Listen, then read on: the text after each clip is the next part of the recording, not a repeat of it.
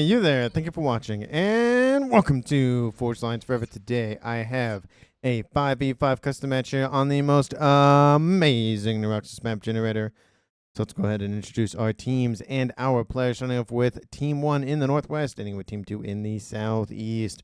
Starting off with Team 1 Southwestern most player, we have Big Bang going first lane as a Cybran.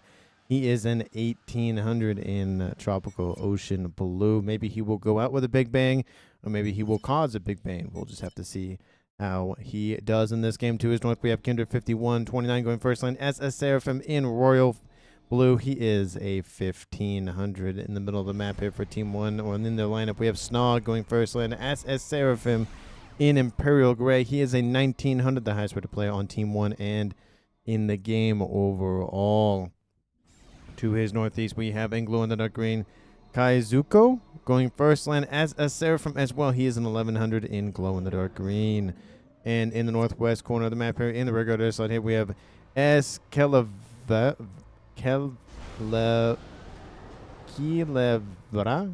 I call him S for short. Going first lane as a UEF. He is a 900 in Ruby Red.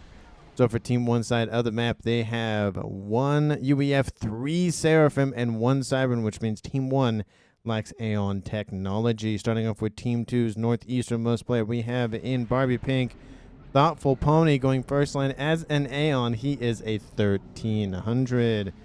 In the middle here for Team 2, we have in Pac-Man Yellow Citrus 984 going first lane as another Aeon here for Team 2. He is a 1700, the highest rated player on Team 2. In Rust, in the southwest corner of Team 2's lineup, we have Legend Lore 2 going first line as a Cybran. He is a 1500 again. He is in Rust. In Regal Purple, we have Ayahuasca Desk going first line as a UEF. He is a 1300. And for Team 2's regular slot play, we have RGB VC MG going first line as a UEF in Snow White. He is a 1200. So for Team 2 side of the map, they have 1 UEF, 2 UEF, 2 Aeon, and 1 Cybran, which means Team 2 lacks Seraphim technology. As a reminder, Team 1 lacks Aeon technology. And for 10 players on the map, how much reclaim do they have to scoop up? Definitely a decent amount given by the plethora of numbers around the map. 14,000 reclaim, so 1.4k mass per player. Not terrible. Definitely not as good as we've seen in other games. But it's not too bad, and it's fairly spread out. There's not really a high concentrated amount of mass in terms of reclaim. There's a little bit kind of in the middle of the map here, but realistically, there's a lot spread out.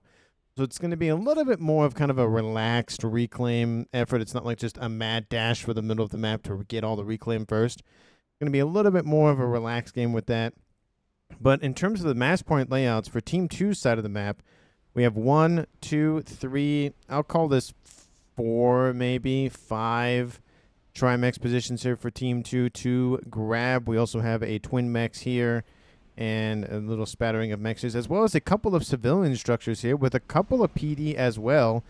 You can't just send engineers to go scoop these structures up. I definitely like the Aeon design of their of the civilian structures. This one reminds me of the Apocalypse nuke launcher for some reason. I don't know why. Maybe it's because of the dome on the top.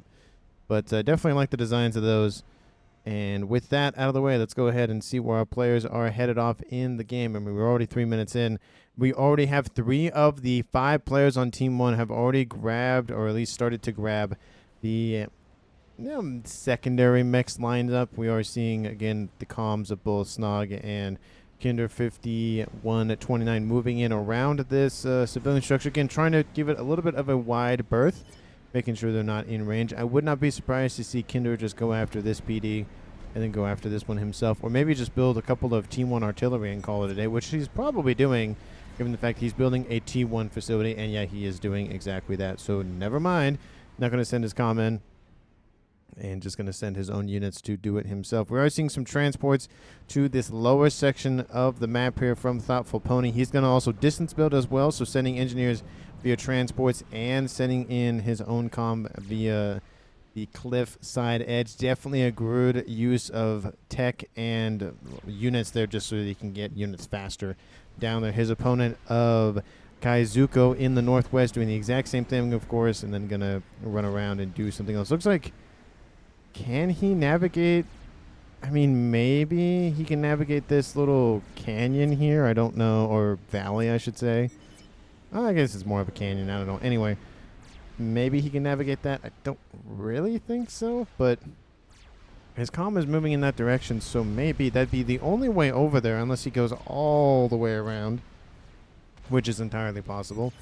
There is a nice pond here in the northeastern corner of the map. I wouldn't be surprised to see at least one, if not both of these players go for some sort of naval facility.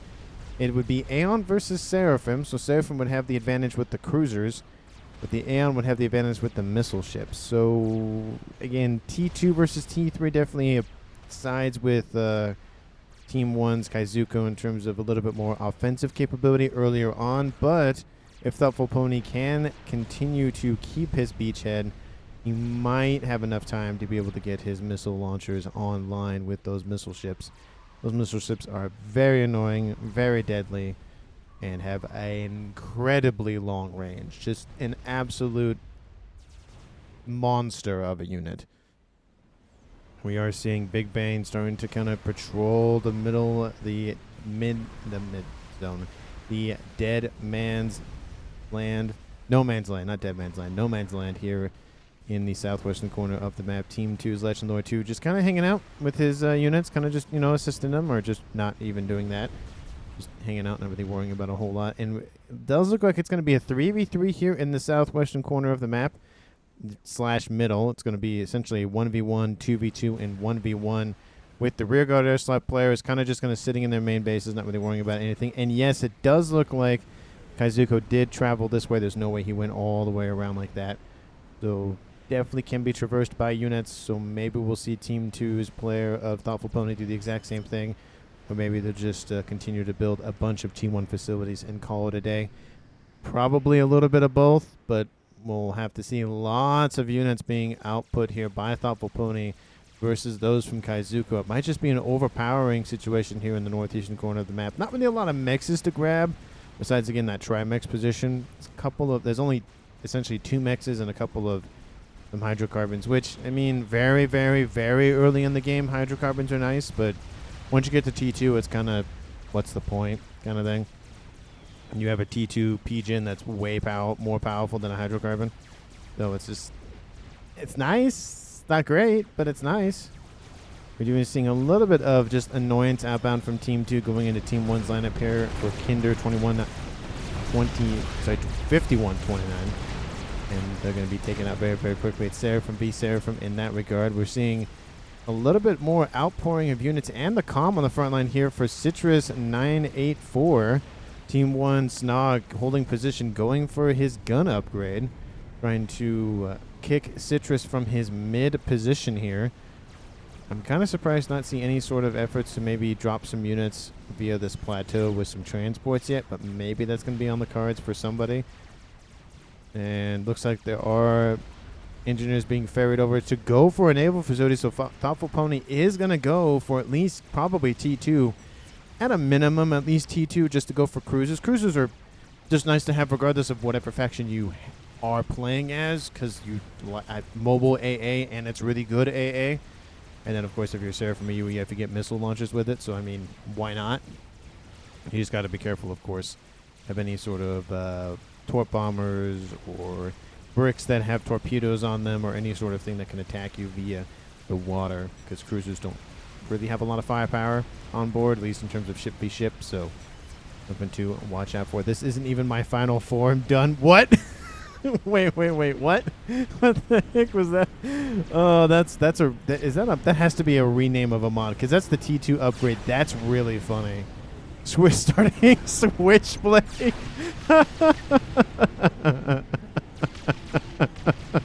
Oh, that's hilarious. He's changed the names of the upgrades for his comm, so it's calling Switchblade. I gotta keep a note of that. That conversation. Oh, that's the Supreme Scoreboard notifications letting me know what upgrades are what. That is hilarious. This isn't even my final form.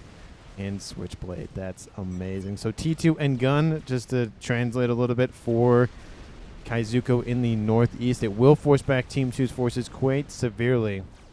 But he has claimed the water, so Land game not really going so well. It's kind of a little bit of a mixed bag, but the water is in favor of Thoughtful Pony in the northeast.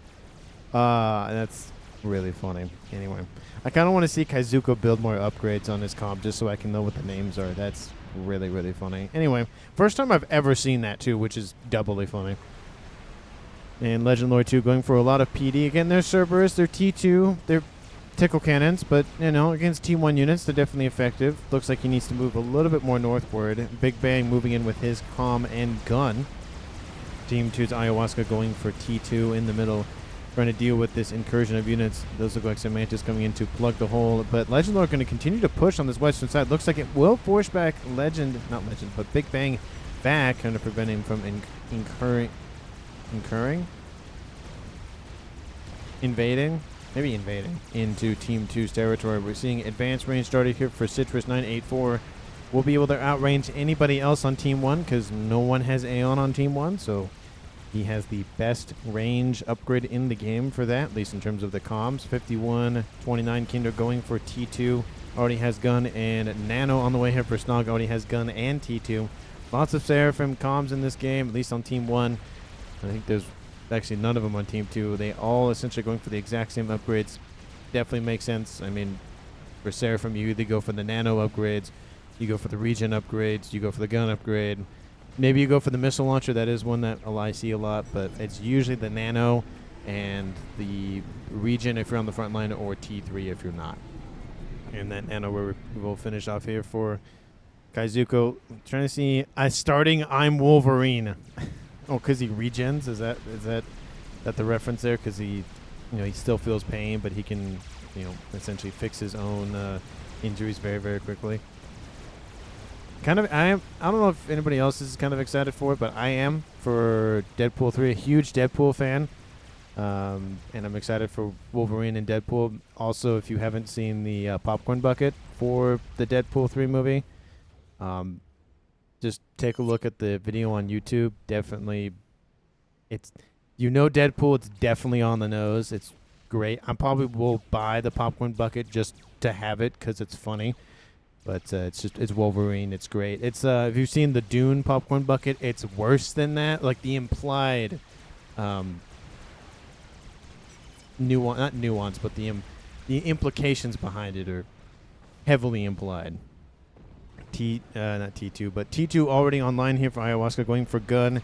Nano coming online here for Kinder 5129.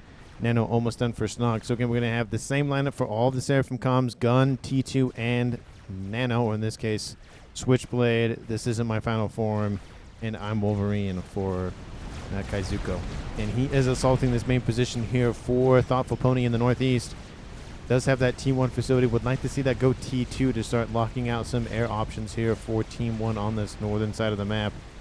We are seeing a lot of interceptors flying around, not necessarily any ASF yet. Team 2 does have T3 air. Team 1 also, is still sitting at T2. So Team 2 has the advantage in air. The only question is, are they going to use it? And yes, they are. Bomber is online for Team 2's RGB VCMG. Tactical missile almost finished off here for the UEF player of Ayahuasca. And that bomber is inbound. Interceptors are trying to, intercept that unit. Looks like it's going after... Looks like it's actually going after Snog's facility. Yep, going to kill off a ton of engineers there. Reduce the ability to produce ASF out of that T3 air facility here for Snog. Bomb going to drop on top of some... Ooh, that was an E-storage. That's got to hurt. And I think that bomber got shot down. Yes, it did. It's right here. So it killed a decent amount of engineering units, but not a whole lot of actual damage. So it's going to halt Team 1's ability to produce ASF, but not necessarily, or diminish, but not necessarily halt it entirely. Shield has been started here for Citrus in the middle, so going to go for Aeon Sniper Commander, fully beefed up with his shield, at least the first one. Have to wait to see if he goes for the heavy shield or not. Owned, says Legend Lore. Owned? Owned? Maybe he says owned. I don't know what that means. What? Don't know what that's referring to. Anyway, we do see Legend Lore continuing to push against Big Bang. It's a Cybran v Cybran war going on here in the southwestern corner of the map. Legend Lore just constantly PD creeping here. Doing a pretty good job of it. He is secure at the middle of the map. Unfortunately, there's nothing here in the southwestern corner really valuable. So it's kind of just dead space at that point. Not really worth having or not having, just kind of just there. And Citrus, again, going for the shield upgrade, is at 50%. Probably will just sit here and continue to upgrade it. Kinder, again, is at the disadvantage with the range upgrade on board Citrus's commander.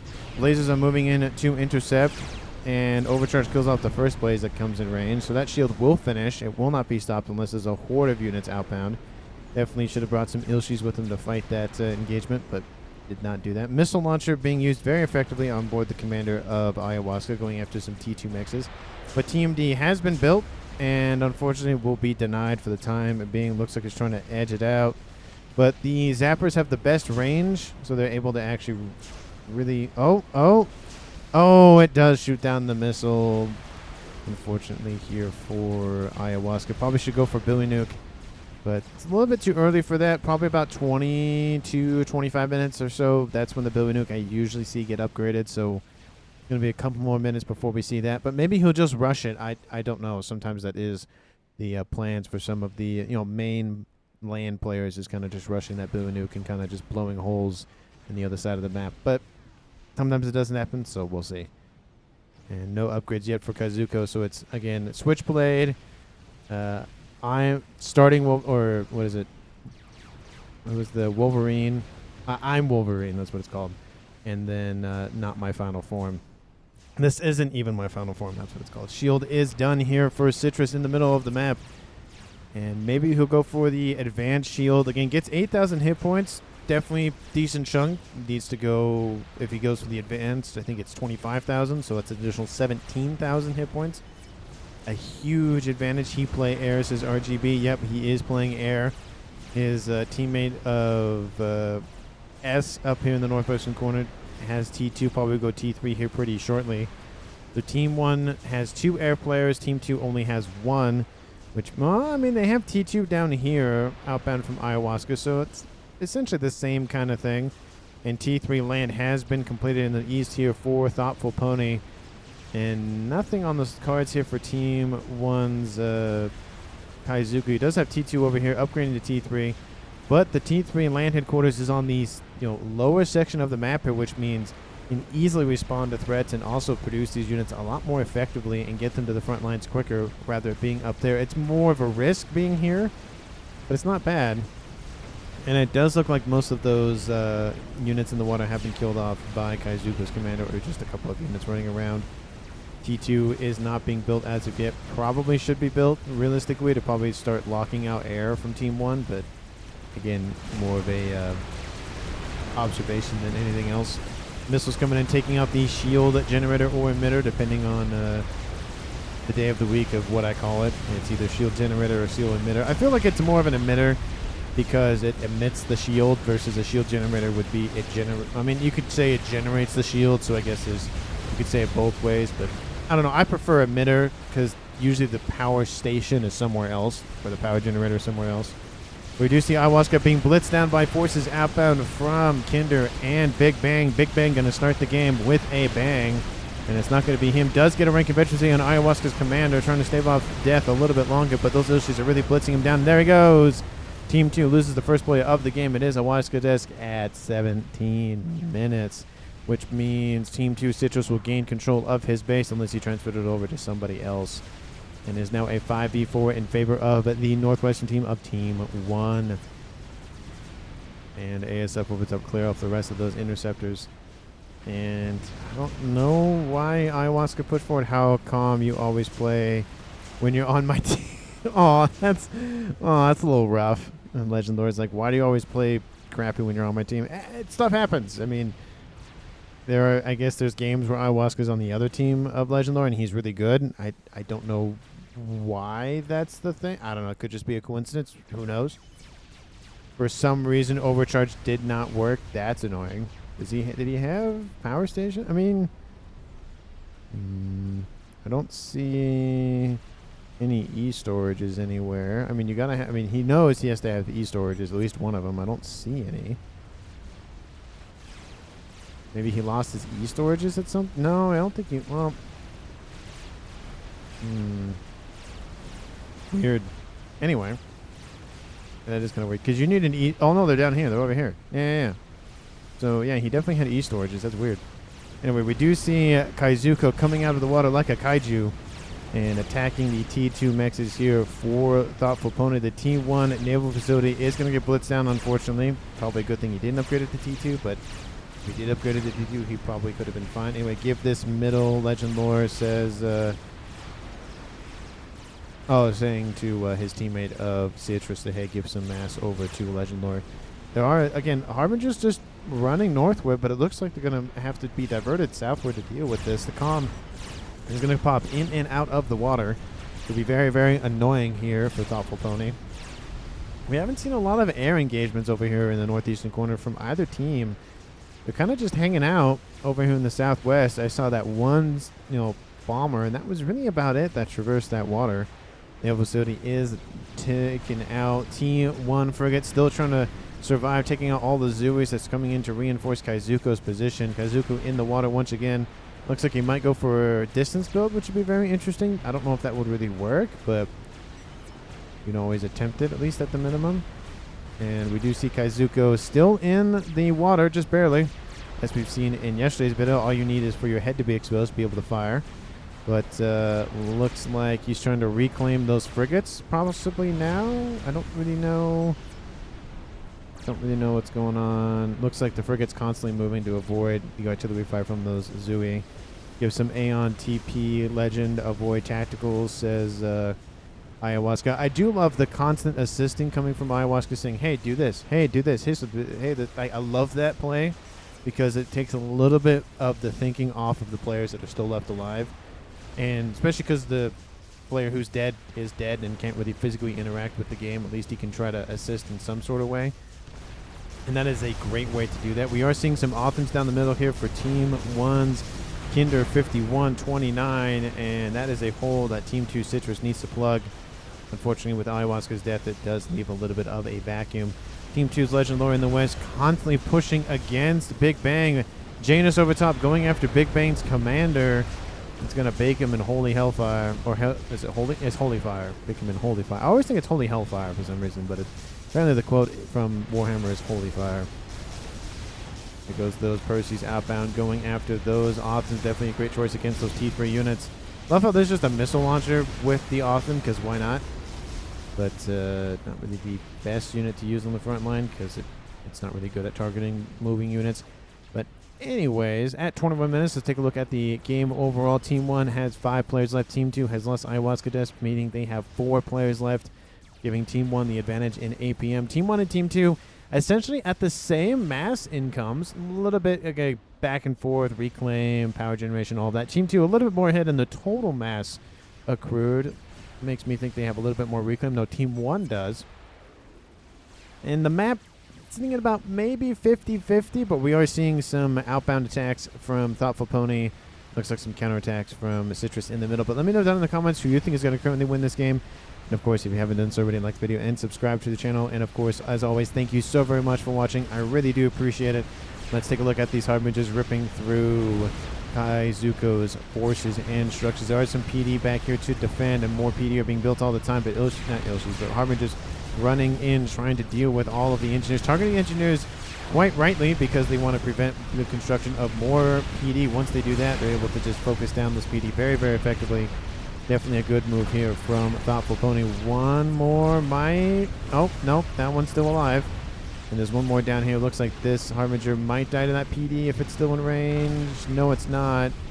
And it does look like this facility will be taken offline, or at least hampered production for the time being. It will force Kaizuko back, giving Thoughtful Pony a little bit more time to breathe once again, and going to start reclaim efforts in the water as well.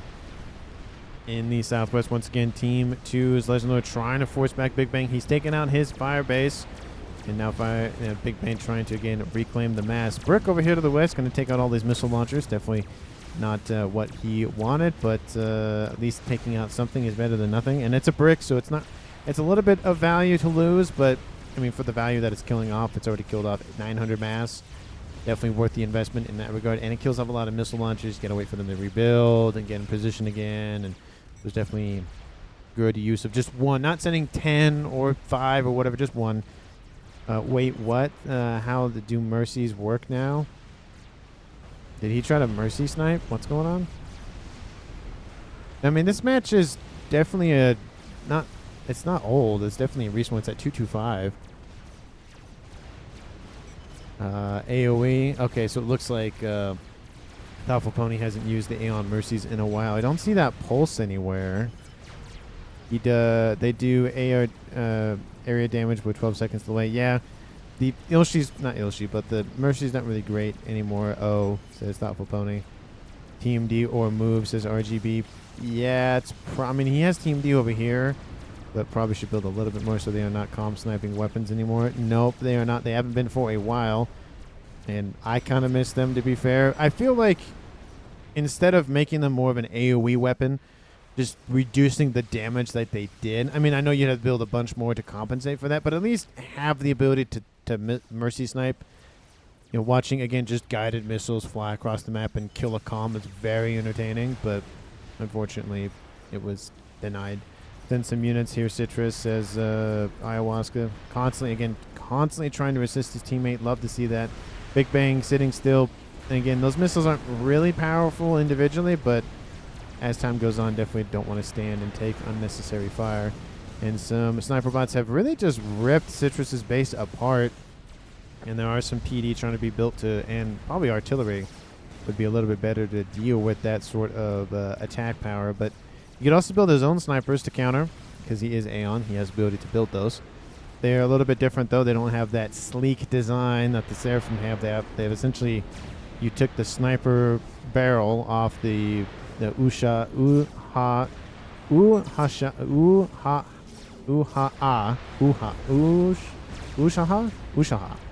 and you stuck a Harbinger body on it, and that's essentially what the sniper bot looks like. I'm not a fan of the sniper bot model for the Aeon. I don't think it's definitely not the best one. I think it could have been a little bit designed a little bit more, maybe made it a little bit lower, not make it more like super tall, kind of make it a little bit more shorter, kind of like how the Harbinger is.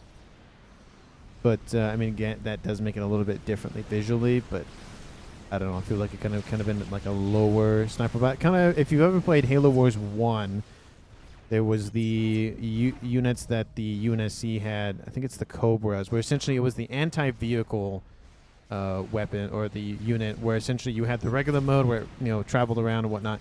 But if you locked it down, it had essentially modified itself into a sniper, and it really just ripped units apart very quickly. That's kind of what I feel like they could have designed for the Aeon sniper bot, but anyway. That sort of thing. Anyway, more sniper bots over here, and really just ripping through all the shields. Team 2 needs to get more artillery online to deal with those, especially as the sniper bots eventually just kind of sit there and just shot, and allow the comms to go do something else. 26 minutes on the clock. Team 1 at 1.2k. Team 2 at 1.1. Team 1 starting to pull away with it just a little bit, but not by much. And again, Team 2 is still in this game, map-wise, mass-wise, every way-wise. Being down one comm is not the end of the world. Legend Lord builds a experimental. It is a monkey, and he is getting a soothsayer online to get that radar and vision online. Monkey in the west here for Big Bang. I don't see any other experimentals here for Team 1. They don't have access to Colossi. They have access to chickens. Team 2 does not have access to chickens. We're not going to see that on their side of the map. I don't see anything else from Team 2 in terms of experimentals. So only the 2 Cybern players in the southwestern corners of the map going for experimentals. Looks like the other players going for more mexes or air facilities, whatever the case may be. And Sniperbot's still just ripping through all of these units. Tons of free damage coming out here from Kinder. Love to see it. Definitely needs to either get more T3 artillery or something to really deal with those sniper bots, but having them sit there and just take shot after shot, probably not the best idea. Especially because he can see them. Like, you can visually see them on his map, so it's not like they're invisible, or invisible, air quotes. Or cloaked, I should say, not necessarily invisible. Because nothing's really truly invisible, unless it doesn't exist. Well, air is, I think, air is kind of invisible. You just don't really see it. There's particles in the air. You just don't. Anyway, going down a rabbit hole. Anyway, I'm recording this on a Sunday, so the day before. So you're watching this on a Monday. I don't know if I'm just, the weekend and whatever the case may be. Anyway, helping with Monkey, says Legendary. Yes, Team 1's S is coming to assist with the Monkey. The Team 2 has little time to use that Monkey to their full advantage, while Team 1 has nothing to, well, you know, fight back with it. They do have a lot of, again, PD and T3 units running around. But I don't see any Percy's yet outbound from the UEF player of S. The only UEF player to be able to produce those on his side of the map. Team 2's, of course, is the other rear player of RGB. He also has Ilshi, not Ilshi, but Percy capable. But looks like the Harbingers do land, and they almost got taken out of the sky. Kinder does finish an experimental. Looks like he was building it, and I didn't notice where he was building it. It is a chicken. So they are going to have a chicken to be able to fight that monkey. And the transports have landed, taking out the T3 land headquarters here for Snog. That's not going to feel good. He's not really focusing on land, but still not having access to it. It's definitely going to hurt Team 1, at least in a little bit ways. PD need to be taken out as well. They need to be pinged or attacked. There we go. Looks like they're going to go after them now. Otham does come off the production line, but is ripped apart very, very quickly. Now the Harbingers taking out those T3 mechs here for Snog, and Snog just pumping out ASF and bombers to deal with this. ASF do move in here from Team 2's Thoughtful Pony. He's gotten to the air game as well, but it looks like it's going to be a huge air fight here between the teams, and there's where those cruisers could come into play. UEF facility is online, and Otham's just mowing it down. Team 1 does not want Team 2 to get an UEF T2 cruiser fleet online. GG, well, says Snog. I mean, it's not GG yet. Team 1 still has a way in this, but Team 1 has lost air control at a minimum, and they're probably looking at air dominance by Team 2. Those numbers are dwindling pretty quickly, though, here for Team 2, so they might be sitting at probably 40 or so combined. The ASF total 42 here for RGB and 30 or so. So 70 definitely in the realm of air dominance here for Team 2, but not like supremacy, not 200, 100 plus. But there's going to be a little bit of time before Team 1 can realistically fight in the air once again. But they're making headways in the Navy/water game. Navy/water game. Navy/land game. T2 Naval Headquarters is taken out, unfortunately, before it could produce those beautiful, beautiful Governor-class cruisers. Unfortunately here for Thoughtful Pony. But, at least he attempted to, which I do appreciate, of course. And it looks like the T1 torpedo spam has killed off at least a decent amount of the Othams. They've actually forced them northward. Like how I told my ASF to go for the transports and they flew back to my base instead. Yeah, that's a little annoying. And now he's lost this upper plateau. He's going to lose everything up here. There's nothing that can fight back. In the southwest, chicken versus monkey and a chicken. Team 1 has the advantage and lots of bricks moving in. We see some Othams and more bricks coming in here for Team 1. The chicken has defeated the monkey, and the monkey definitely assisted with that as well.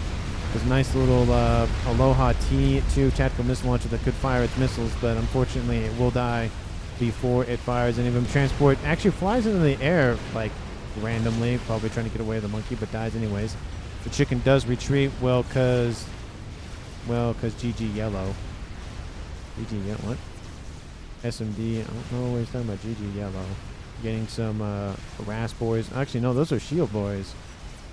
Very interesting. Oh, yeah, those are Rambo preset commanders. Those are very deadly. 42,000 hit points on board. Gunships running around here for RGB. ASF trying to puncture Team 1 and escorting the bricks and the Perseus and Titans here for Team and the Rambo presets as well. Snog coming in to assist as well. Overcharging takes out a ton of hit points for the SACU, but still has a lot more hit points to chew through. Snog does have in Gun, Nano, and T2 on board. These Rambo comms just going to decide to just full send it, distract everything that's going on Team 1 side of the map. One of them does die. The chicken being called back to deal with this does allow for Team 2 to rebuild a little bit more. It doesn't look like they got as much progress as they would have liked. But in the west, they're pushing back Big Bang with the broadswords over here to the west, and the bricks assisting as well. Large shield grid coming online. It's going to be ripped to shreds very, very quickly. Trying to shield creep, essentially. Don't really know what they were going with that, but not really the best best idea there, I guess. I don't really know what the shield thing was doing, but anyway. Where is the comm of Team 1's Kaizuko? I want to see if you have any more upgrades. No, haven't upgraded anything yet. Just want to make sure I keep my eyes peeled for all of the different names for the upgrades.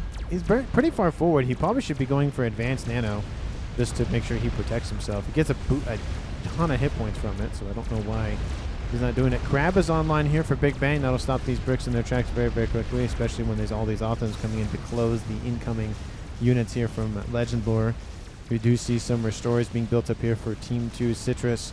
Of course, he has those Rambos constantly being built. Probably should go for Ras just to scale his eco very, very quickly, but maybe he just wants to go just full aggressive stance, which you can do. But Donut coming online here for Team 2's Thoughtful Pony in the east. So a lot of players on Team 2 going for air. We have everybody but Legend Lore has a T3 air facility. And it's starting to provide dividends here for Team 2. Gunships, both in the Restorer and the Broadsword variety. We are seeing a ton of focus from Team 1's Snog of going for ASF to try to counter Team 2. But again, it's an uphill battle to climb. He can climb it pretty quickly because Team 2 is not really focusing on ASF, only focusing on gunships. There is a way back in the game here for Team 1 in the air game, but it's going to be a while before we see any sort of efforts to puncture through Team 2's air superiority. There's more facilities coming online. I don't see any sort of nuke started. Another chicken here for Kinder. Chicken has been started for Kaizuko. And he's still sitting over here. Some Ravagers over here using the plateau as an advantage to just take out all of the units running around. Wouldn't be surprised to see more sitting on this northern side of that plateau. Nano Repair Advanced has been started here for Snog, wanting to protect himself and regen hit points very, very quickly. Counterattacks once again in the southwest. Chicken and Crab and all of those T3 units, both Sniper and AA and Shields and Crab and Othams. So it goes from having 18,600 hit points to 42,600 hit points, so an increase of 24,000. Yeah, 24,000. That is a ton of hit points to increase. And he still has a couple more veterans to increase that count even further. We do see the invasion of the Ilshis not using the water anymore because there's PD starting to be built along that plateau. More PD probably should be built up here to, again, protect the T3 land headquarters. Will most likely be taken out. There are a lot of T1 PD in this mix, but of course the Zui do outrange the PD, so they're just moving in just because they've been given the orders to move in, not necessarily because Kaizuko's like, oh, I'm just going to send him in because I have to, but doesn't really need to. We do see those restorers moving in to assist. We could see a snipe on the cards here, and we see another air fight in the west here. Team 1's ASF going after the gunships here for Team 2's RGB. Looks like the ASF do win the fight here from Team 1. The gunships are going to be ripped apart very, very quickly here. T3 AA being spammed up as quickly as possible. The Crab is retreating, unfortunately, here for Team 1, which means it could have been a huge advantage in taking out this fire base here for Legend Lore 2. The gunships are all but taken out here. Definitely relieves a little bit of the pressure here from Team 2's air, but looks like they're going to take out the Soothsayer and just call it a day with those broadswords over there to the west. There is a Colossus online here for Team 2 Citrus, going to start making its way to the front lines. And Team 1's Kaizuko is killed off. You were supposed to upgrade your comm more, Kaizuko. I wanted to see more upgrades. 35 minutes on the clock. Team 2 loses their first player. And rightly so. He was very far forward, didn't have any support. And Restorers just came in, blitzed him down, and that was it. I don't know why he didn't just pop in the water immediately. Maybe he just couldn't make it there in time. Advanced Nano Repair has been started for Kinder in the west. And Sad Face says Kaizuko and says Citrus makes Sam's a lot, says RGB. Looks like Team 2 is going to play defensively now. Not as much offensive focus here from Team 2 just because, I mean, they can. Storages on these mexes. I was 7 months away from this game. 7 months away? I mean, like, you didn't play for 7 months? Or was it like 7 months of retirement or something? Kind of like that. I was only like 3 days away from retirement or something. And something bad happens, whatever. Torp Bombers looks like was being built by Thoughtful Pony because maybe he thought the comm was going to hide in the water. I mean, it is nice to have. Don't think realistically we needed to focus on it. Probably should just Control K that and then just scoop up the mass. I have seen that before in a game where someone built a YOLO because one player built Torp Bombers by accident or on purpose and then just Control K'd them right next to the YOLO that was being built. That was like a week ago, I think. It was the monster hidden in the mountains, I think is what I put on the thumbnail for that video. And a force of 2 chickens, a monkey and a crab, moving against a monkey and a colossus. That fight's only going to go one way, but unfortunately the other experimentals are not in the main fight here, which means it might be a big advantage for Team 2. They're going to lose the monkey for sure, because that's what they're focusing on. But the tickle cannon's really ripping through the hit points on board the chicken over here. 2v1, there are a lot of Rambo preset commanders. They're going to start blitzing down that chicken very, very quickly. Ion Storm will engage in front of those Rascoms. The Colossus moving into the Ion Storm, probably not the best idea. That Colossus might die from this, but there are a lot of Rambo comms to try to take some of the heat from that Ion Storm. And the Colossus is going to just barrel on through. Yeah, the Rambo's really distracting the Ion's definitely effective a little bit, but that Colossus is going to be the sole target in range of that Ion Storm pretty shortly, and it's going to die, especially with all the offense just blitzing it down as well. It's not going to feel good. Second Ion Storm does engage. Why isn't the Ion Storm attacking the... Is it because it's not on the same plane? That's very weird. It's right there. Huh, that was weird. Was it because it was a little bit higher and that's why the Ion Storm couldn't activate? I didn't know that was a thing. That's weird. Okay, well, that Colossus that I thought was going to die is not dead, so... Huh. Weird. Anyway. Team 1's Snog has taken over, obviously, Kaizuko's base and has started to force his way forward. Team 2's Buffalo Pony has been kicked out of the lower plateau section. Artillery PD probably should start lining that plateau to protect against any sort of land engagements or air to land to air to land engagement, transport engagements here from Team 1 Snog. There are some restorers over here trying to riddle down the Othams. And all of these don't have any AA, so all of the restorers can easily go in and just take everything out. There are some tactical missile launchers on board those cruisers from Team 1 Snog going after the upper facility here for Team 2 Citrus and a little bit here for RGB. He has a ton of Alohas. And that's the range that he can fire on. He can go after the T3 Naval Headquarters, which would be very big in diminishing the ability for Team 1 to produce those cruisers. He has a bunch of missiles loaded. He could just fire it now, but kind of surprised to not see him do that. Well, now. Artillery is here, says Kaizuko. And Nuke is outbound from S's base. Now the question is, where is it going? It's going south. It's going for this base here for Legend Lore. The artillery has been built, but there is no SMD, which means that artillery will be killed off. Air grid gone, says Legend Lore 2. Oh, talking about the artillery. The artillery has taken out the air grid for Snog. I mean, yeah, that's great, but you lost an artillery, so that's not very fortunate. Well, I don't know why you didn't build an SMD. You have a monkey that's going to die as well, and that donut... Now, I was going to say, the donut probably should move away, and it's going to do that, but there it goes. Wow, just out of my range. Kaboom! Takes out the monkey, takes out the other one being built, takes out everything. The mast will still be here from the original monkey, but everything else is gone. Wow, just out of my range. Did you build an artillery without an SMD? Oh, that's rough. And then that's... I mean, Team 1 has the nuke. Artillery was taking out the second base here for Kinder.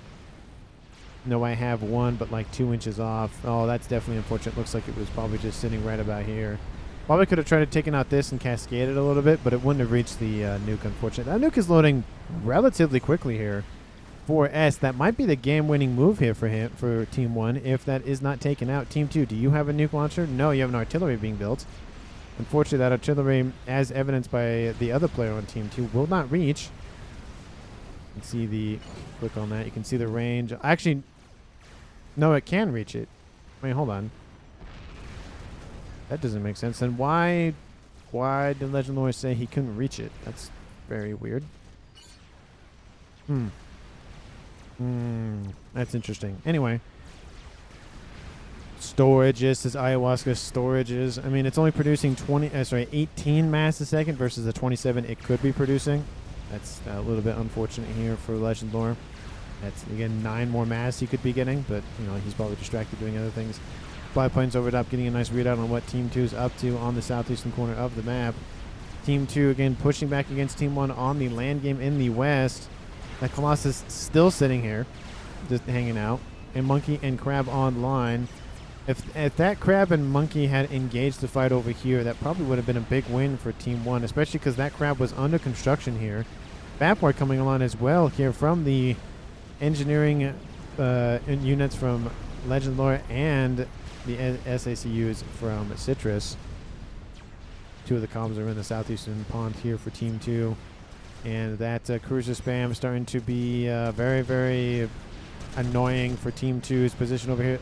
Aloha's still sitting there, not firing, very interestingly. There are some TMD on board the cruisers, but there's not enough to stop volleys of tactical missile launchers. But maybe RGB probably forgot about it. I don't know. That's a huge opportunity that he could use and just take out the facility and call it a day, but not necessarily the case currently. Awasha Nuke has been loaded here for Big Bang in the west. Not loaded, build. Nuke has loaded once again here for S in the northwestern corner of the map spread. They win with Nuke. And looks like it's going for this. Wait, where was it loaded? Oh, no, it's going south again. Looks like it's going for this base. And that is going to... Oh, no, it is not going to land. That SMD will load in time. Actually, it has loaded in time. And it will be fine. And so that Nuke is going to be stopped. There isn't any avenue of attack that Team 2... I mean, they could go after this base in the east here from Team 1, for Thoughtful Pony from that Nuke. The Team D barely holding, but more missile launcher capable cruisers are coming online. It's not going to be enough here pretty shortly. More and more SMDs need to be built. More shields are going to be built. They can just deter a little bit more. And ASF coming to join. Awasa is inbound, going after the T3 air headquarters. It does get shot down very quickly here by the ASF forces from Team 2. And there is the fight. Snog will probably win that fight, but he's lost a lot of his air grid. So we're not going to be able to replenish those forces a lot quicker. But there are more ASF coming in here from Kinder from the west. And Team 2 has lost all of their air. There are some gunships trying to flee. Both T2 and T3 varieties. AA, again, trying to be spammed up. More ASF outbound here from S. There are tons of ASF flying on Team 2 side of the map. AA is a priority here for Team 2. They do not have air. They need more Team Ds over here as well. And that is going to be essentially an airlock here. The Torp bombers, the T3 Solaces are just going to be ignored. And again, all these ASF sitting in Team 2's base, it's nice to have because you airlock, but the longer they sit here, the worse it gets. Because just AA is going to be built constantly. You're not going to be able to escape. Artillery is online. Citrus has a T3 Emissary artillery online, which is not going to be great here for Team 1. There are some strap bombers inbound. They could be targeting that. I don't think they are. One of them is going to get shot down anyways. And the other missiles lock on. Strap bombers have released payloads going after the air grid. Take out a chunk of it here from Team 2's white player of RGB. VCMG, the Snow White player. But looks like the strap bombers, there's a decent amount of them. They're going after the artillery being built here by the Duke being built here by Citrus, and that's going to get taken out. All those engineers that took pride in their work are going to not be happy about that. Nice bombing run here from Team 1 Snog. And all they have to do is take out the last remaining artillery. And it looks like they're moving in. AA is being built. Bombs are dropping. The shields will hold. And that might be the end of the bombing run here from Team 1 Snog. They're trying to block it. The skies up, protect all of those bombers. There's more shields coming online. Oh, is it going to be enough? The shields did fall. The artillery took some damage, but it is perfectly fine. A couple more bombers would have done the trick. Team 2 keeps their artillery, and they're winning the land game here in the middle. Donut was taken out at some point in the game. Looks like it was sent in as an distraction, but didn't really go anywhere, unfortunately. But SMDs are online. Shields being rebuilt and built at more and more. Nuke is outbound. Where is it going? It's going for this base. SMD is still online. And there's an artillery landing over here. Looks like it's coming from this base. Yep, it's outbound from Snog. Second one being built. Team 1 trying to fight their way through Team 2's defenses. More shields need to be built. AA being built, but they need more shielding. Yeah, the pigeons are nice for the fire rate, but if you can't keep the thing online, then what's the point? and there's a strat bomber rush inbound. I mean, you could either go for the SMD, which unfortunately will shoot down the nuke, but that emissary is gonna die. Should have built more shielding there, my friend. There it goes. Oh, kaboom! Takes out the pigeons as well, at least some of them. And for good measure, the artillery lands on top of it. Team 2 now has 0 artillery online. The Duke being rebuilt, the Duke being built over there, but there's nothing more online. And I mean, Team 2, they were in a great position to win the game, but just they didn't focus a little bit more on the shielding or the AA. I mean, I know it was mentioned that by somebody from Team 2 that they should focus on AA, but they just didn't really do that. Lots of Rambos just going to be sent forward here from Team 2 Citrus. Will that be enough? I don't believe so. It's going to take a lot to really chew through Team 1's defenses. Colossus moving in, acting as the shield for the Fat Boy who's over here being attacked by some Othams. Actually, the Otham is not going to be enough. The secondary fire on board the Fat Boy will kill it off. Shield is built, or regen a little bit to protect the Colossus, but, or sorry, protect the Crab, but the Colossus will die. T3 artillery just sitting there, just pelting that Colossus. That thing will die. Team 2 does not have anything left in the clip in terms of artillery. The Duke is only half done over here. The air grid, oh, that's gotta hurt. Engineers is being taken out. More shields are being built. And I don't really see any way for Team 2 to come back in this game unless they do some, telemaser snipes, which they go after this. They could get it. There's no PD nearby. This nuke has provided dividends. At least the first one did. 102,000 mass killed with that nuke. Another bomber is almost online here for Kinder in the west. And again, Team 2 is slowly encroaching on, Snog and Kinder's territory. But Strat Bomber's moving in. They're going to target those Rambo presets. More shields are being built to protect them. But those Strat Bombers going to get tons of value with that AoE on board. They're not dead, but they've taken a lot of hits. Taking out the... Oh, well, that's not going to help the situation.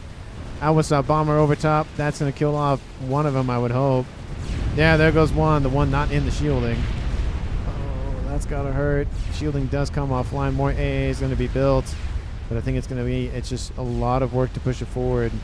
Looks like a monkey was chasing down the Fat Boy. Fat Boy does survive. Artillery trying to land on the Fat Boy. Looks like SMDs are going to be the main targets here. And Strat Bomber's coming in as well. There it goes, taking out more of those SACUs in the middle. I don't think it's going to be enough. Team 2, I mean, that emissary was definitely the way that Team 2 to come back in this game and really just find a way forward. They lost the air. They lost the Duke over here. It's not really even being built anymore. This Duke is the primary one. One is going to come online. But 1 versus 2 artillery, those Hubathams from the Seraphim variety. You have the Nuke, you have the Awasas being built. I mean, you're going to lose a lot of your Rambos. I feel like Rambos would have been nice in small amounts, but the amount that were built by Citrus, he could have just gone for RAS, and that would have really made the difference, I think, at least for the eco side of things. Could have had, obviously, a bunch of engineers, their SACUs, build more shielding, build more artillery. Pigeons being ripped apart here from the air grid here from Citrus, and yeah, it's just the beginning of the end. 40 minutes on the clock. These still haven't even been used. They're all loaded. The T3 Naval Headquarters is online. It has some Hathums online, those T3 battleships, and this base is now just gone. There's nothing left. There is a Colossus in the water, but that's not going to do a whole lot. And the Awasa bomber looks like it will get shot down, but it will get shot down on Team 1's side of the map, so it's a loss, but it's not a huge loss. And the air grid is gone here from Citrus. Othams are invading the territory here from Snog. Citrus coming in with his comm, with his shield. Doesn't even have the second shield, just has the first one. Those Othams now blitzing down the comm. We have Janus over top trying to burn the Othams in holy fire, but it's not going to happen. Citrus is taken out here at 48 minutes. And it is now a 4v3 in favor of Team 1 once again. This teleporter has been started by RGB, BCMG. And I heard another explosion. Those are all the other SACUs being destroyed. The game is not going well here for Team 2 in this game. A bunch of Strat Bombers are being built up, but that's it. And that's the game. Team 2 decides to recall and just call it quits. Yeah, the game was only going to go one way essentially at that point. Maybe Some strat bombers could have come along the eastern edge and then sailed west. I mean, flew west, but there was a lot of AA coming to protect that engagement as well, or that avenue of attack. The nuke definitely was a big opening play here for Team 1 and opened the doors. Took out the artillery that was built. That was really ravaging Snog's air grid. He kind of built a little bit more, but not really expanded it. Had that stayed online, that might have been enough for Team 2 to at least have a better chance at winning the game. They lost air, but it wasn't that bad. Had more shields been built, the emissary would have been fine. There was another nuke over here built. Wasn't even loaded yet. Nuke over here almost loaded. Was that nuke up here loaded yet? It was loaded. It was actually nuking, I think, as we speak. But I feel like most underrated player of the game definitely goes to Escalating. I think that's how you say his name. And I think MVP of the game, I mean, Snog did a very good job, obviously, with air. And Kinder did a very good job on the front lines. Honestly, I might give it to S just due to the fact that had that not nuke gone anywhere else, it would not have had the lasting effect that first nuke did on that Duke. Or on that disruptor from Legend Lore. So I think MVP might just go to S. Calavra. Let me know down in the comments if you agree or not. And of course, if you haven't done so already, like the video and subscribe to the channel. Thank you so very much for watching. I really do appreciate it. Obviously, of course, I implore you to share this video with anyone, everyone, and especially your pets. And I will see all of you in the next one.